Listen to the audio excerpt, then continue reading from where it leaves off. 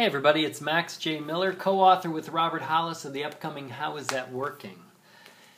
Today I'm going to share with you a little section of my original book called How Do You Know That?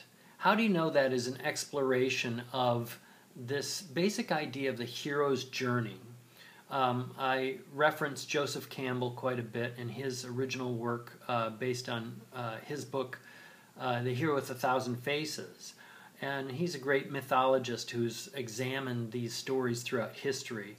And I'm applying his vision of this arc of the hero's journey to our lives, to the everyday experience of people, modern-day heroes, people who are up to something, people who are trying to break out of the mold and committed to new possibilities for life and living.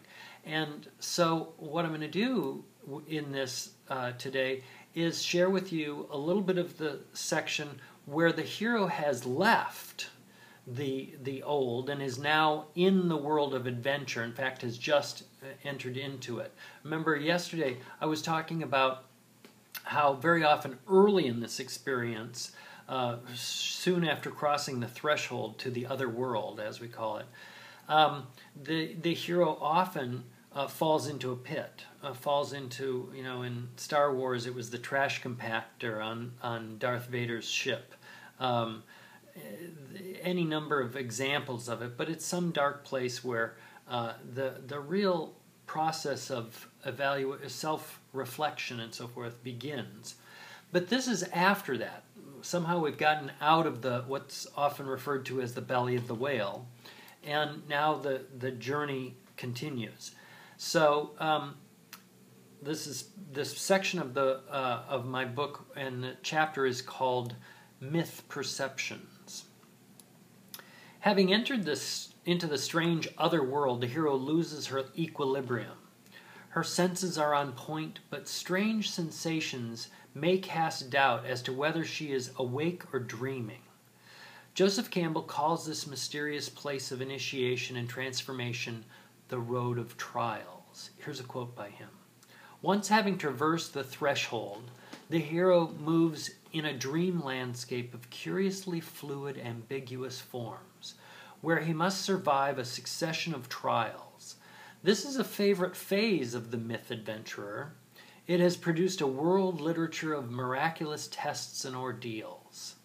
The hero is covertly aided by the advice, amulets, and secret agents of the supernatural helper, the mentor figure, aided by whom he met before his entrance into this region.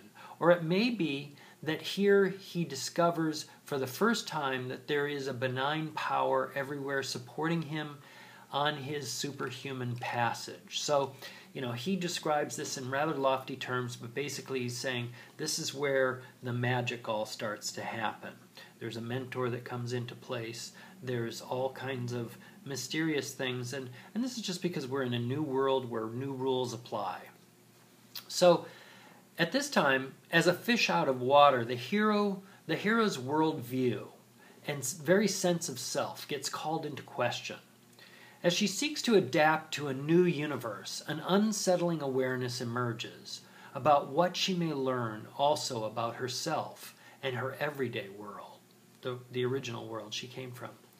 The ease and equanimity of the supernatural helper, the mentor, spotlights the discomfort and anxiety the hero feels and cannot disguise.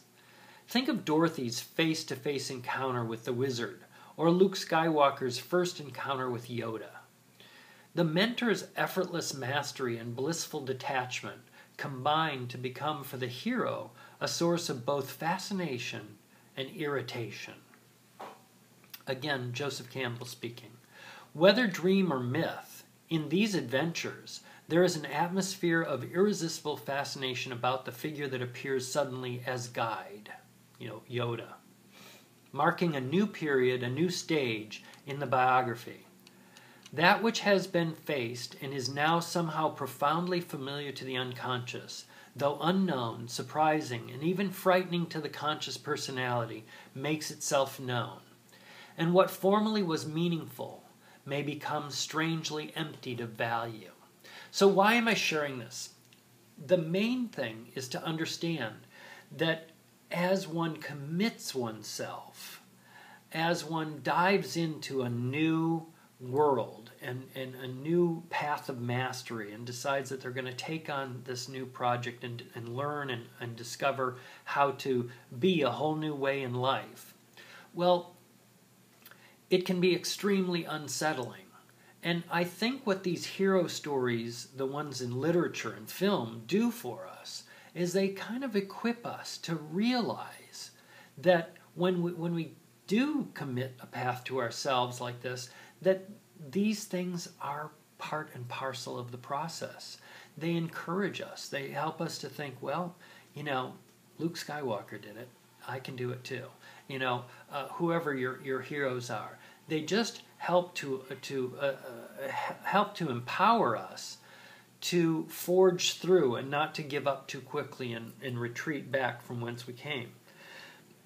Tomorrow I want to share with you a segment out of one of my favorite movies, The Matrix. I don't know if you've seen it, but I think it's a remarkable, except for some violence, and it's a very violent film, and I'm not real keen on violence, and I'll discuss that another time.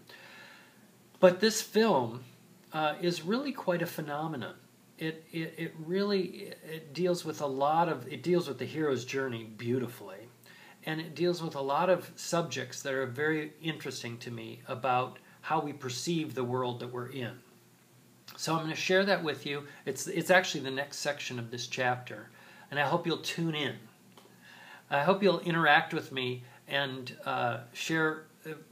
tell other people about this if it's at all interesting to you. But at least ask me a question, interact with me, tell me what you think of what I'm sharing here, and if you've had any similar experiences, etc. So thanks very much. Keep telling your story. Bye-bye for now.